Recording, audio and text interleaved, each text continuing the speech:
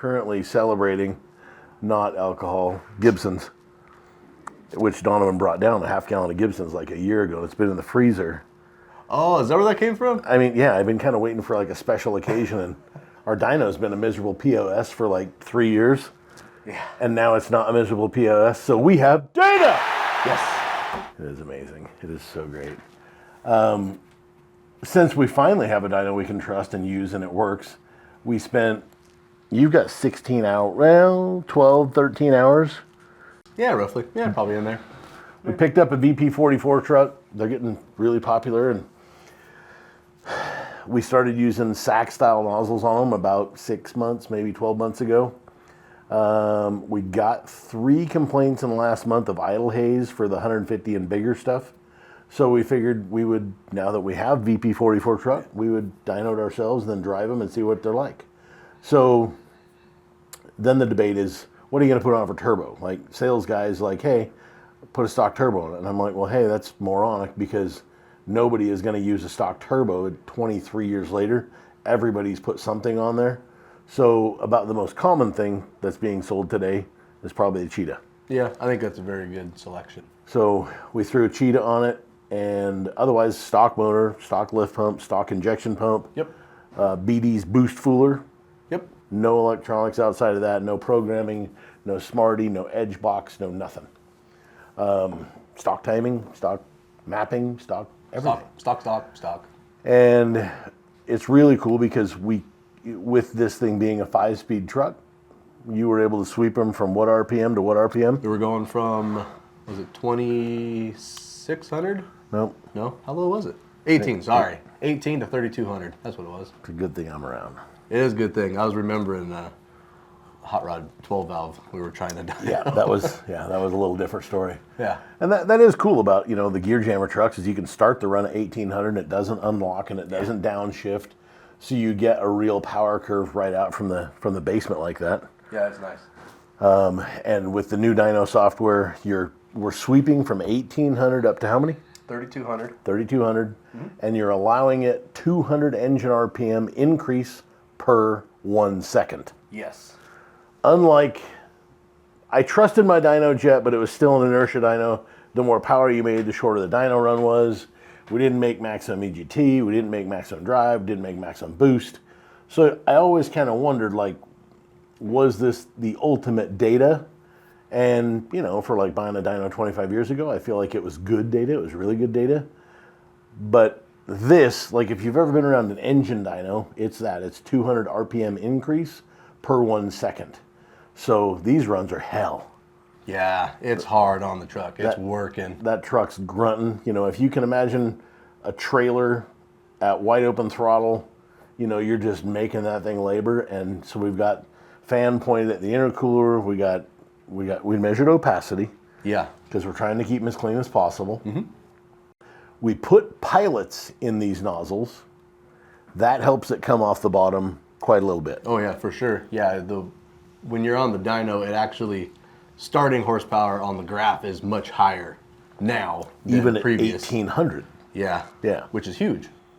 So we did some baseline runs with stock Bosch RV 275s injectors, which make like 40 horse.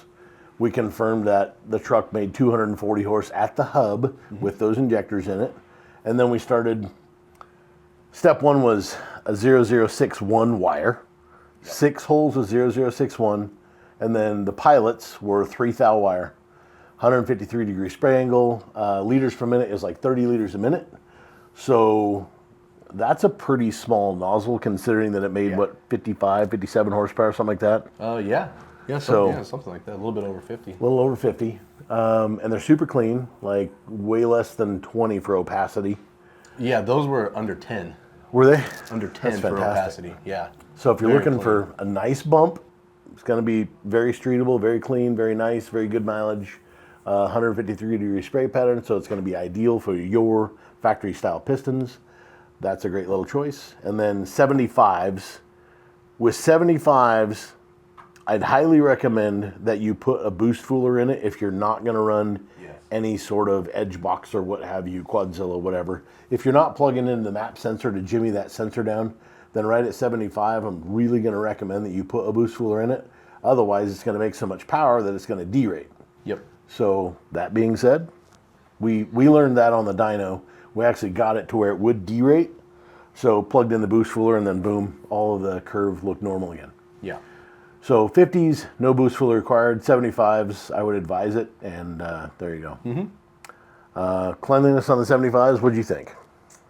They're very good. Like the camera guy was there. He got some video of it, and I mean, on a full, like, that's working. Truck is working. Yep. And you get like a light haze. That's pretty impressive. And pretty good. Idle quality. Did you notice? I didn't notice it at all, but any brappy lopiness or anything like that? No, no, I didn't notice any lopiness until I got to the 225 horse injectors. Okay. That's when it started coming in. So that's a huge injector. That is a big injector. VP44, it's limited on its output, and you can't really do a whole lot about that. It's a VP44. It's not like a P pump or a VE pump where there's lots of mechanical tricks that you can do to jam up the pump and get it to pump more. So these are easier to rate in horsepower as long as you're doing it kind of like we're doing it, where you take a stock truck or a semi-stock truck and then baseline it. It's pretty accurate. We're going to release the whole size. I've always said it was a bad idea, but there's so many people out there that are talking in stages and horsepower and whole size, flow ratings. We're just going to put all of the material in the marketing on the website. So, we're talking in wire diameter, which is the tungsten that we're using to create that hole. But Pat, our AFM guy, after he deburrs all of these with the AFM, he's going to measure these holes. He's going to get that data to the marketing team, and then the marketing team is going to get it posted on the website. So pretty soon you'll be able to see that it's 6 holes at whatever size. Yep. So you guys can compare X company versus what we've got, and you can see, whole size. It'll give you kind of an idea. It'll help you guys out a little bit. And this is the part that I hate about hole size. You think that a bigger hole is going to make more fuel and make more power, and it's not. If it's not been extrude honed, deburred by something, AFM'd, AFMing, there's right ways and wrong ways to even do AFM. So just because you have a $300,000 AFM doesn't mean you're using it correctly or you're not using it what I would call right. Mm-hmm. So that doesn't dictate flow. So we're going to put all of it out there. Liters of air per minute, hole size, what we got out of this test with horsepower. That 225 horse injector with more air probably would make more than 225 horsepower. Oh, definitely, it'll make more. It was smoky. At wide open throttle all the way through, that thing was smoky, and that's on factory programming. So even though we're going to call it a 225, that's only because our eyes got to see 225. Exactly. But if that had a 71 or a 74 blown into that cheetah, oh yeah, that might make 250 or 275 horsepower on factory programming. Yep. So stay the course, Lenny, stay the course. 50s, we got 0061 wire. 75s, we only had to go up half a thou to a 0066 wire. The 75s, we're going to a 0068, so another 2/10 of a thousandth of an inch increase in wire diameter, and the same recipe for AFM gain you another 25 horsepower. The 6.8 is then increased to a 0071 wire diameter, and that got us our 125 horse. Yeah. So that come out to like 43 liters of air per minute, 0071 wire, 125 horsepower. And then because VP44 and then the air fuel ratio starts to get tipped over, you lose efficiency. The next size up, we go from 30 liters of air per minute to 32 liters of air per minute, 35 liters per, and then 43. It's like you got 2, 3, exactly. And then 8 to get that big jump. It's a big jump in airflow, but it's not a big jump in power because air fuel ratio gets all screwed up. And without adding air along the way to optimize that AFR, it gets more screwed up the higher you go. So we go from 43 liters of air per minute, and that's with the 0071 wire, to 50 liters of air per minute with a 008 wire. So we were going 1 2/10, 3/10 of wire thou, and then all of a sudden we got to go from a 7.1 wire clear up to an 8, so that's a full thou jump. And then the next size up is going to be a 9-wire, 50 liters of air per minute. And then the next jump is a 10-wire, and that's 60 liters of air per minute. Yep. So it is truthfully a point of diminishing returns because yes, air-fuel very much. ratio gets tipped over. On this video, you'll see that we took the edge monitor, we set it up, we put it on our like kind of a sandwich board thing in front of the truck. We monitored exhaust gas temperature with a camera, so you'll be able to see that. Yep. We monitored the boost pressure. Yes. We did not check drive pressure because we know that you and I have tested this a million times. We've been through the Cheetah. I know that the drive stays very low. That's a good charger. Very efficient. That's been something that Chase has worked on for a long time, is trying to maintain drive pressure lower than boost. So the first few trucks that we use this turbo on, we checked drive pressure, but it's never exceeded boost ever. So today, we didn't even bother hooking up that sensor or drilling the manifold. Nope. We've got pyro readings.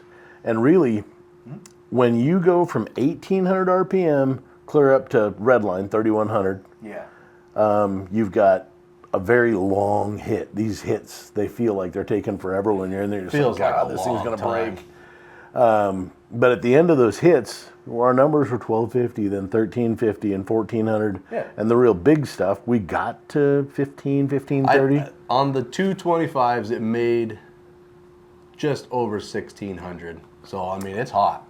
Yeah. But it's on a Cheetah. It's on a little single turbo. Single it's not turbo. That big. If a guy had even an edge box and he could monkey with the timing just a little bit, or a Quadzilla box, and you could play with that timing, give that thing some advance.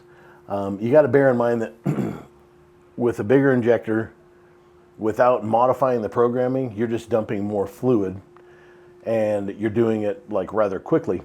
When you throw a quad box in there or you throw an edge comp box in there, you're gonna hammer that injector harder as you crank up the levels. And because you're hammering that harder, you can't increase pressure like you can with a common rail. So all you're really doing is just basically giving it more pulse width. So since you're going to enable the injector to chatter longer, you can manipulate timing with those boxes. And then with good timing, you can probably get that EGT to be very well managed. Yeah, I think we could fix a lot of it with some timing. Definitely. Yeah, definitely. I mean, on P-pumps, when you get a certain amount of power, exactly, you got to give it 1 or 2 more degrees of advance, and then all of a sudden the EGT checks itself. That's exactly it. But this test wasn't a recipe for you to build a 600-horse truck. This test was a recipe for us to know that all of our new pilot hole technology going to VP44, how clean was it going to be and what was it going to act like? Yep. So it is something we're going to drive here quite a little bit.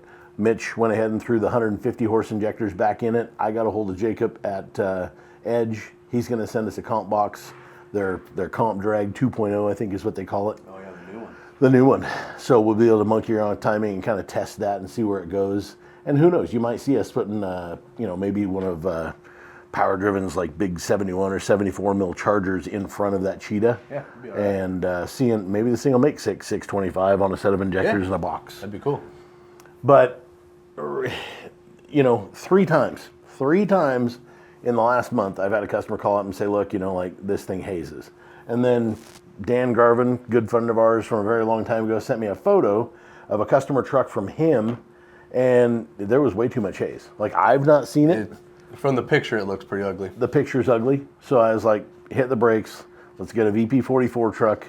The truck's not really been beat up or molested too much, so I feel pretty good about it. Yeah. And on the dyno it goes. Thank heavens we finally have a dyno that works. Trusting the data, knowing that we're just beating the hell out of that motor to let it eat as hard as it does. It's definitely working very hard. Like, I'm pulling on it hard. When I'm pulling it down pretty hard. It does. I can't wait for like a 12 or a 1,500 horsepower truck. Yeah. Next week, Donovan Harris and Ryan Milliken will be here. So you've got Ted Gay's truck to wrap. Well, we got to put Ted Gay's truck on the dyno today. Yeah. We'll dyno Hopefully that Monday. We can Monday. Get it. Hopefully it's done Monday. Yes. And then Donovan shows up Tuesday. Ryan Milliken flies in Tuesday. They're going to be working on Darren Harris's Pro Mod truck. Mm-hmm. So they'll be here Wednesday, Thursday for the dyno. And up until now, I wouldn't allow people to come in and use our dyno because I hated it. It wouldn't work. It was miserable. It was still like you couldn't trust the numbers it's putting out. Like We it tried. might tell you it's one day it'll be 700 horsepower, and you come in tomorrow with the same truck, it'll be 400. Like leave the dyno on, shut off the lights, come in the next morning, and it's 40% off. I'm like, Ridiculous. yeah. Now it's just the same every day. I like it. Well, and then on inertia, with using the old software, we did make a sample hit using the older software, and a 250 horse real run made 450. Yeah. It was 200 horsepower off. Mm-hmm. It was horrible.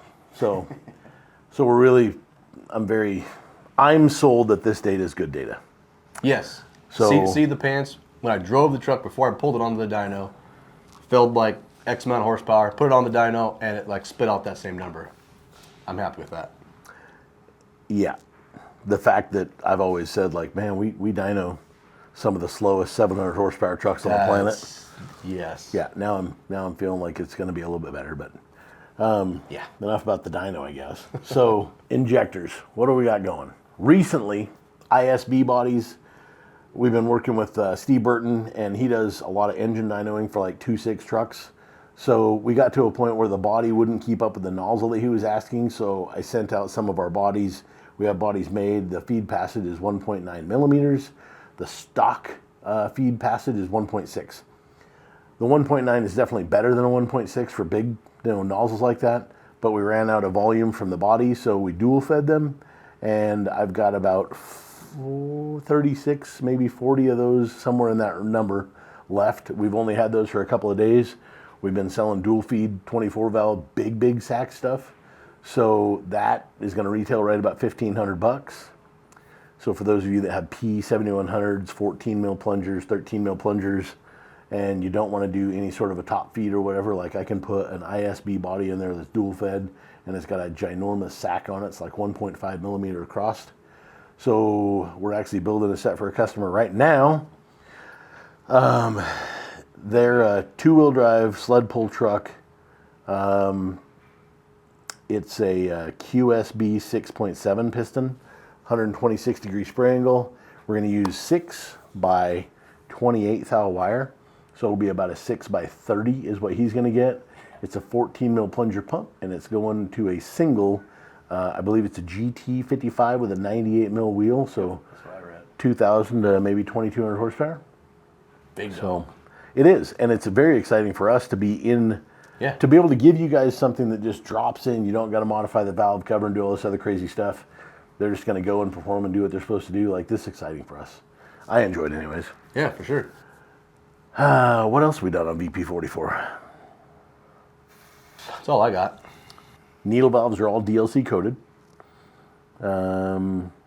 Bodies are all of our materials, from nozzles to bodies, like metallurgically, when we're asking people to make that stuff, we send them a request for materials, and we have a spectrometer, so we can just shoot the material and then see what the material is actually made out of and what the alloys are that is in that piece. So we're able to double check and make sure that the factories that we're using are actually using what we're putting on the spec. So that's another kind of cool thing that not everybody knows about. And another little tidbit of news is we're moving out of this building, and we're going to be moving into the old Flowmaster like R&D building right here in Hayden. So we'll have double the amount of square feet, which is kind of crazy because, like, when you walk around in the new building, I think it's 3 times as big as this building. It looks huge. But it's only twice as big, but it's also on almost 3 acres of property. So we'll have plenty of future growth expansion potential. Because I'm really getting tired of moving from one building to the next, the next, the next. Right. And it's a problem everywhere. There's so many people. I spoke to Drew at D&J yesterday, and he's like, man, I need 50,000 square feet underneath one roof. And I'm just thinking, wow, that's a lot of feet. That's insane. But everybody who's currently trying to keep their old trucks is asking all of us to keep you guys running, and the demand is high. So, he's in the business of remanning cylinder heads and motors, and nobody wants to go buy a new truck. So $100,000 new truck's not in the books for a lot of people. You've got kids.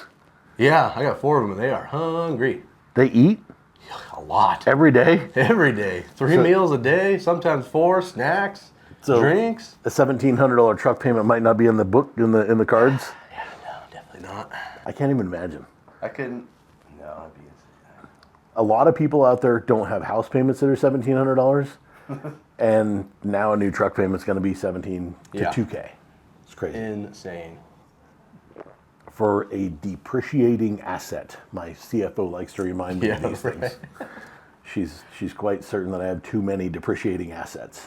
It's all too cool though. It's all second gens and stuff. Everything that I have. Classics. She looked at my JK today and was like, "Hey, when was the last time you drove that? None of your business." Ah. Yeah, no, it's not JK, it's a JL. JT. The Gladiator. Yeah, Gladiator.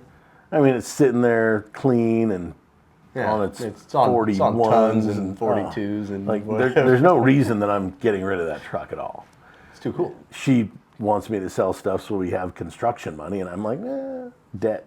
It's fine. It will be okay. We'll make money. It's going to be okay. It's only money. We'll make more. So a little tidbit about that is once we get into the new building, we'll start dynoing at the new building. And we've hired another fella that's going to be coming to work for us. We may actually start doing Dynamite Diesel Products installs for customers that want to drop in and have a set of injectors installed. It's not going to be a repair shop. We're not doing clutches. We're not doing gears. We're not doing ball joints. Not doing head gaskets. Nope. If you want a set of injectors and a good running truck, then you can swing in. We'd bang out your injectors, dyno it before, dyno after, give you their certificate of health, and let you pedal on down the road. But we're not installing a fast pump. We're not doing anything like that. But for those of you out there that just want to come and have something done on the quick, that's something we're probably going to be doing or looking into doing in the new building. And another thing that I'm very, very, very excited about is we're going to be offering training classes that I'm going to be working with an old friend of mine, Tony. Tony is ASE master. He is bar none, hands down, the sharpest guy that I know for like diagnostics over the fender. He's a master with scan tools. He's been in the business a very long time. He's done training for big OEMs. He's done training for the ADS, the Association of Diesel Specialists. And he's just a really sharp guy with extremely good shop knowledge. So what we're thinking about doing is putting Tony in a classroom environment with a scan tool, a truck, and a dyno, and letting him work with, say, half the class one day, and then the other half the class that day would be in our injector shop. And that way, like, you guys, shop owners, customers, you'd be able to see what we're doing differently in the injector shop than potentially anybody else, or at least get to wrap your brain around what it is that you're sending in and why we do the things that we do for testing and things like that. So if you're in with Tony on one day, you'd be out with Lenny and the guys on the next day, and then that half the class would flip-flop. So we'd keep it, probably have 30 guys here per training center, or per training session. But 15 in the shop, 15 in the injector shop. That way you guys both get really good, hopefully good saturation, good penetration of really good knowledge. And if the first one goes good, that's probably going to be in October. We're probably going to start hosting those once every quarter just to keep, if you own a shop, it's really tough to train guys. You might not have the time to do it. If you own a shop and you hire a guy that's okay, you send him here and maybe we can make him better. Mm-hmm. If you own a shop and you're just not staying current with all the latest, greatest technology, whether it be DPF, SCR, EGR, engine management, anything like that, learning some of that stuff, learning what we see using the injector test calibration machines as far as like injection delay and things like that, how injection delay can screw up the after treatment system. Why is it important to keep a good set of clean injectors if nothing's coming out of the tailpipe? Well, if the DPF's doing its job, exactly, nothing comes out the tailpipe. But if you have a truck that's frequently going into regens, then boom, you're going to end up like cleaning up the injectors and cleaning up the DPF system at the same time. Mm-hmm. So those are kind of some of the things we got going on at Dynamite. And without further ado, I guess you've got a little bit of stuff to wrap up on the dyno. Yep, we got a couple things to go do. And we got to get Ted Gay's truck bolted to the dyno so we can get after that Monday morning first thing. Yeah, yes, but we got a lot of dyno time next week. Yeah, So it's gonna be. we got to squeeze it in. It's we got to start working on our 2019 for all the carb testing on that. Yep. It's a good time to be alive. Like we've got a lot cooking out there. It's awesome. Yeah, I like it. Well, cheers to you guys. This is No Alcohol Gibson's. Anyway, happy Friday. See ya.